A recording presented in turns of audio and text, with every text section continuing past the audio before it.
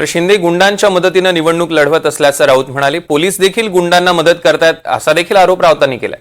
आम्हाला धमक्या येतात पण आम्ही घाबरत नाही असं देखील ते म्हणाले.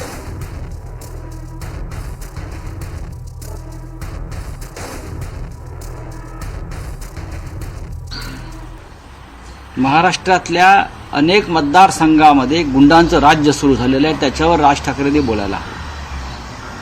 राज ठाकरे ज्या भागात भाषण करून गेले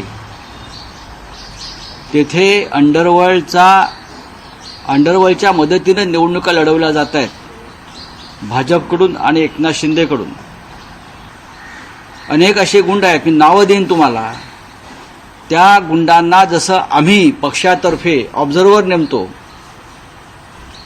अनेक विधानसभा मतदारसंघात संपर्क प्रमुख नेमतो, त्या पद्धतीनं या गुंड टोळ्यांच्या म्होरक्यांवर विधानसभांची जबाबदारी देण्यात आलेली आहे.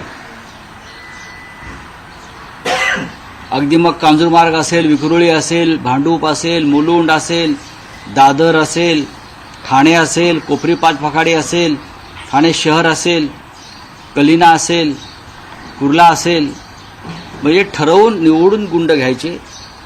काही लोकांना त्यासाठी जामीन करून घेतलेला आहे, अनेकांना आपल्या पक्षात सामील केलं.